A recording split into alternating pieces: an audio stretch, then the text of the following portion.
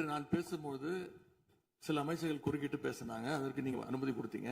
அதே மாதிரி இன்னைக்கு முதலமைச்சர் பேசும்போது சில வார்த்தைகள், தவறான வார்த்தைகள் பேசுறாரு. அவர் பார்ட்டி ஃபண்ட் அப்படின்னு சொல்லியிருக்கிறாரு. அவர் அமைச்சர் அந்த பார்ட்டி ஃபண்ட் எந்த பார்ட்டின்னு கூட சொல்ல தைரியம் இருந்தா சொல்லுங்க, நாங்க அதெல்லாம் ஃபேஸ் பண்ண தயாரா இருக்கோம். எதையும் ஆதாரத்தோடு எதையும் பேசுங்க. இங்க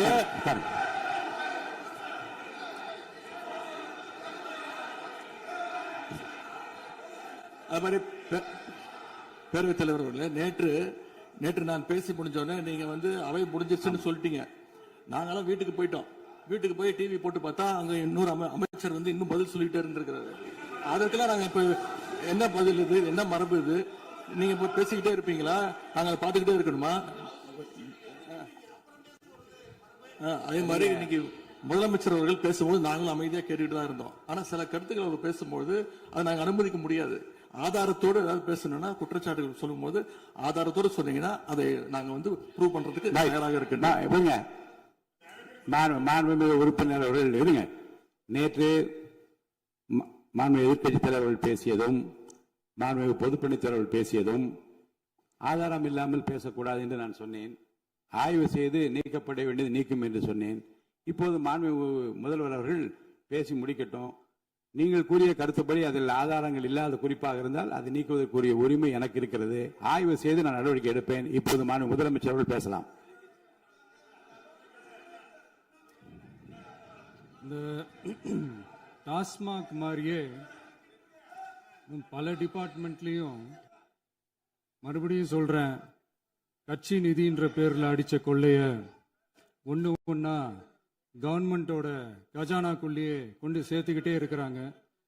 இப்பவும் சொல்றேன், மக்கள் பணத்துல இருந்து ஒரு பைசா கூட தொடமாட்டோம், தொடவும் விடமாட்டோம், தொட்டா விடமாட்டோம், இதுக்கு முன்னாடி தொட்டவங்களையும் விடமாட்டோம்.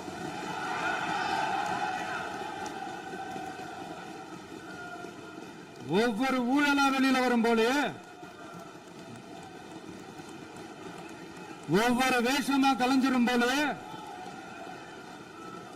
இங்க இருக்கிற நிறைய பேரு நடுங்கி போய் இதுல நம்ம மேல அவதூறு வேற. இப்ப புதுசா ஒரு வெப்பன் ஒண்ணு கொண்டு வந்திருக்காங்க. அது என்ன தெரியுமா? அவங்க தயவால தான் நம்ம ஆட்சி நடக்குதான். மக்கள் தயவால இந்த ஆட்சி நடந்துகிட்டு இருக்கு. மனசாட்சி உள்ள சக்திகளோட ஆதரவால இந்த ஆட்சி நடந்துகிட்டு இருக்கு. நாங்க தான் அனுப்பி வச்சோம் அப்படின்றாங்களே. அனுப்பி வச்சவங்களுக்கு மினிஸ்ட்ரியில இடம் கொடுத்தா ஏன் கதறீங்க? ஏன் இவ்வளவு கோவம்? ஏன் இவ்வளவு கதறல்?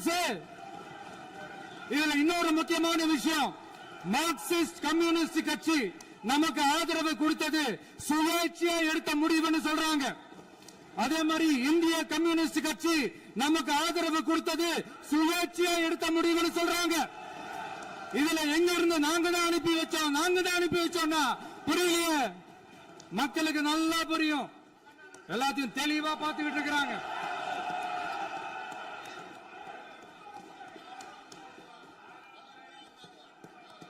முதலமைச்சர் கண்டினியூ பண்ணலாம். மாண்பு முதலமைச்சர்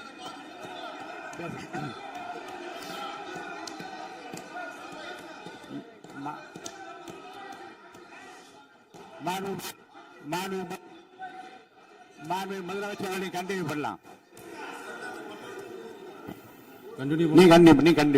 நீ கண்டினியூ பண்ணலாம்.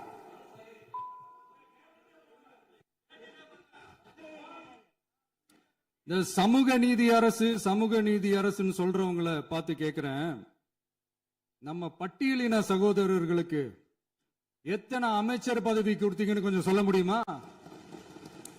ஆனா நம்மளுடைய அரசுல 8 அமைச்சர் பதவிகள் யாருக்கு? நம்ம பட்டியலின சகோதரர்களுக்கு. எல்லாம் நம்ம அண்ணன், நம்ம தம்பி, நம்ம தங்கச்சிங்க.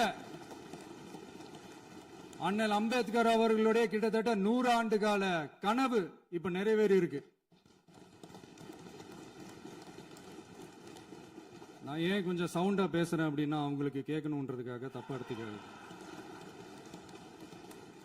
அதே மாதிரி பெண்களோட பாதுகாவலர் நாங்க தான் அப்படின்னு சொல்லிக்கிறவங்களை கேட்கிறேன், எத்தனை பெண்களுக்கு அமைச்சர் பதவியில இடம் கொடுத்தீங்க கொஞ்சம் சொல்ல முடியுமா? எங்க அரசுல 4 சகோதரிகளுக்கு அமைச்சர் பதவி கொடுத்திருக்கிறோம்.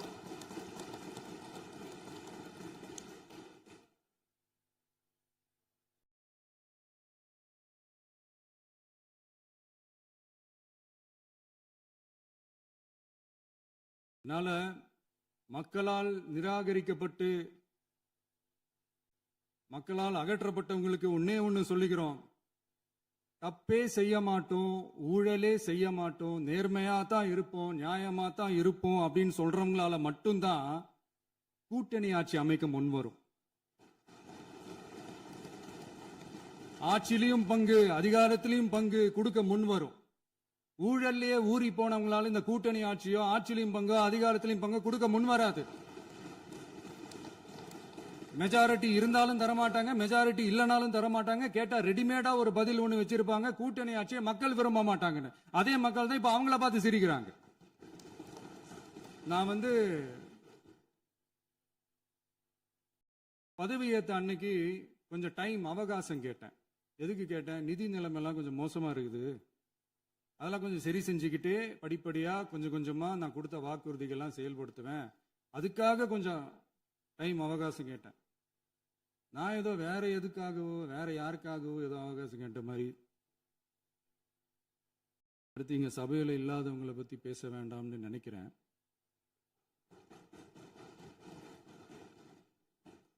இங்க நம்மளை பத்தி அவதூறு பரப்புறதோட மட்டும் இல்லாம இப்ப நம்ம மக்கள் மேலேயும் அவதூறு பரப்ப ஆரம்பிச்சிட்டாங்க. மக்கள் நமக்கு ஓட்டு போட்டது தப்பான், குடும்பம் குடும்பமா நமக்கு ஆதரிச்சது தப்பான். இது இப்ப இல்ல, நான் சொல்றது எம்ஜிஆர் அவர்கள் காலத்திலிருந்தே. அப்பவே அவர் ஜெயிச்சப்போ அதே மக்களை தப்பு தப்பா பேசுறது. மக்கள் என்ன பண்ணிட்டாங்க, எம்ஜிஆர் என்ன பண்ணிட்டாரு, எம்ஜிஆர் என்ன இது பண்ணிட்டாரு. 50 வருஷமா ஒரே டெக்னிக்கா.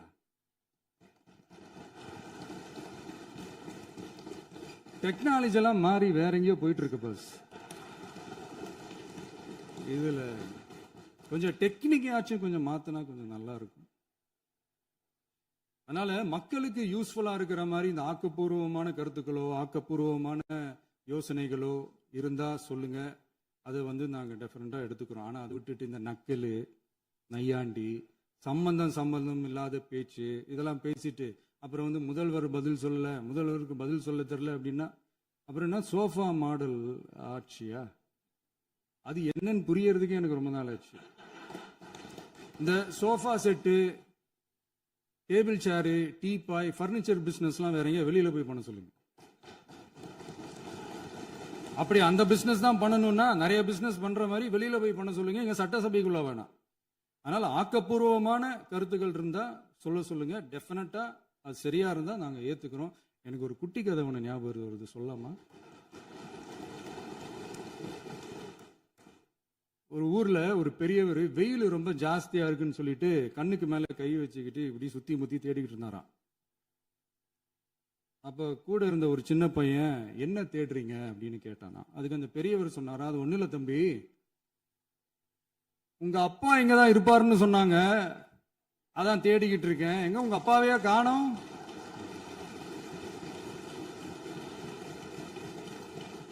இல்ல அந்த எங்களுக்கும் நக்கலா நையாண்டியா சம்பந்தம் இல்லாத குட்டி கதை இதெல்லாம் எங்களுக்கும் பேச தெரியும். அந்த கதையில பெரியவர் அப்படி சொன்னாராம், தப்பா எடுத்துக்காதீங்க. அந்த கதையில பெரியவர் அப்படி கேட்டாராம். அதனால யாரும் இங்க டென்ஷன் ஆக வேணாம். அதனால இன்னொரு இந்த என்னுடைய உரையை முடிக்கிறதுக்கு முன்னாடி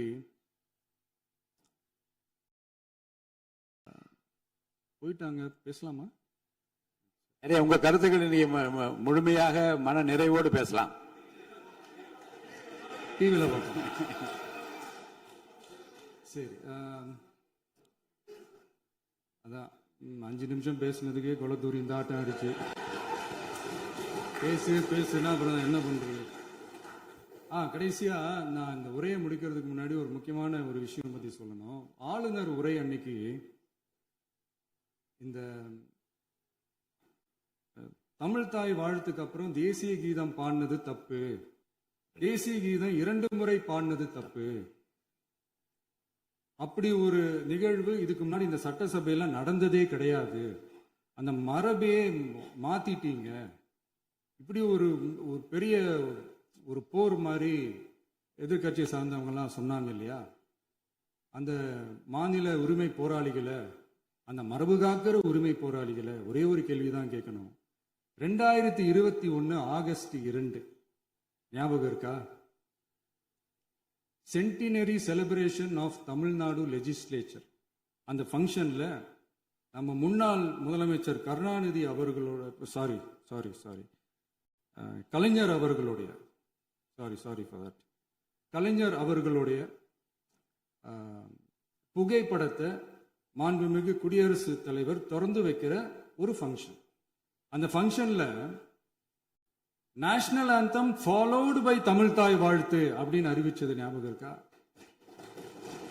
அதாவது தேசிய கீதத்துக்கு அப்புறமா இரண்டாவது முறையா, நோட் திஸ் பாயிண்ட் மாண்புமிகு பேரவைத் தலைவர் அவர்களே, ப்ளீஸ் நோட் திஸ் பாயிண்ட். தேசிய கீதத்துக்கு அப்புறம் இரண்டாவது முறையாக தமிழ் தாய் வாழ்த்து பாடப்படும் அப்படின்னு சொன்னது ஞாபகம் இருக்கா? அதுவும் முத்தமிழ் அறிஞர் அப்படின்னு சொல்ற நம்ம கலைஞர் அவர்களுடைய அந்த புகைப்படம் வெளியிட்டு விழாவில் அவர் இருந்த இதே சபையில தமிழ இரண்டாவது இடத்துக்கு தள்ளினது யாருன்னு ஞாபகம் இருக்கா? அது மட்டும் இல்ல, அந்த தேசிய கீதத்தை நாட்டுப்பண் நேஷனல் ஆந்தம்னு சொல்லி அதே ஃபங்க்ஷன்ல கடைசியா ஃபங்க்ஷன் முடியும் போது செகண்ட் டைம் தேசிய கீதம் பாடினதும் ஞாபகம் இருக்கா? இதே அவையில் தான், அது அவை குறிப்பிலும் இருக்கிறது, இதே அவையில் தான் நடைபெற்றது. இந்த தக்க நேரத்தில் இந்த ஆதாரங்களை அளித்த மாண்பு முதல்வர்களுக்கு நன்றியை தெரிவித்துக் கொள்கிறேன். டவுட் இருந்தா இந்த புக்கை பார்த்து தெரிஞ்சுக்கலாம். அதனால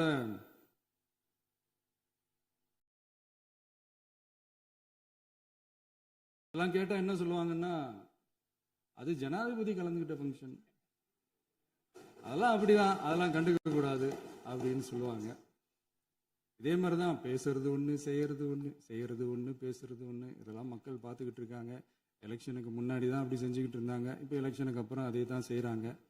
இந்த விஜயையும் சாமானியர்களின் உண்மையான சமூக நீதி அரசையும் அவமானப்படுத்துறதுக்கு தான் அவங்களோட அந்த பொலிட்டிக்கல் சீனியாரிட்டி அது பயன்படுத்துது போல. சரி, செய்யட்டும், நல்லா செய்யட்டும். இப்போ ஆனாலும் நம்மளுடைய மாநில உரிமை, மொழி உரிமை, உத்தம உத்தரர் போல வேஷம் போடுற எதிர்கட்சிக்கு ஒன்றை மட்டும் ஆணித்தரமாக சொல்றோம். உங்களை மாதிரி தமிழ்னு சொல்லிக்கிட்டு, மொழி, பண்பாடு, கலாச்சாரம்னு சொல்லிக்கிட்டு ரெட்டை வேஷம் போடுறவங்க நாங்க கிடையாது. உலகெங்கும் வாழும் என் தமிழ் சொந்தங்களுக்கு நம்முடைய உத்தரவாதம் தமிழ் தான் எங்க உயிர் நாடி அப்படின்றத மறக்க மாட்டோம். இப்பவும் சொல்றோம், மாநில உரிமையில எப்பவும் உறுதியா இருப்போம். அதே சமயத்துல அரசியல் வேற, ஒன்றிய மாநில அரசுகளுக்கு இடையே இருக்கிற நிர்வாக அணுகுமுறை வேற. இதுல நாங்க ரொம்ப தெளிவா இருக்கிறோம். அதனால எங்களுக்கு பாடம் எடுக்கிறதா நினைச்சுக்கிட்டு உங்க வேஷத்தை நீங்களே கொஞ்சம் கொஞ்சமா கலைச்சிக்கிட்டே வர்றீங்க, மறந்துடாதீங்க. அப்புறம் நேத்து எதிர்கட்சி தலைவர், மாண்புமிகு எதிர்கட்சி தலைவர் பேசும்போது நிறைய பேசினாங்க. அதுல ஒண்ணு மட்டும் அரசு சொல்றதா நினைச்சுக்கிட்டு நம்மளை இன்டைரக்டா ஈவில் அப்படின்ற அந்த வார்த்தையை யூஸ் பண்ணாங்க. எனக்கு ஒண்ணுதான் சொல்லணும்னு தோணுது. ஈவில்ஸ்னு டெவில்ஸ் பேசக்கூடாது.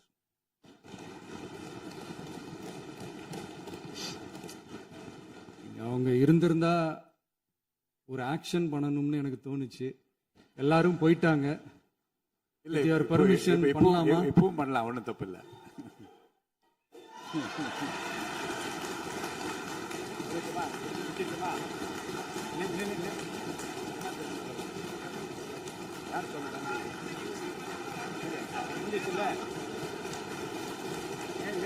சொல்லட்டுமா?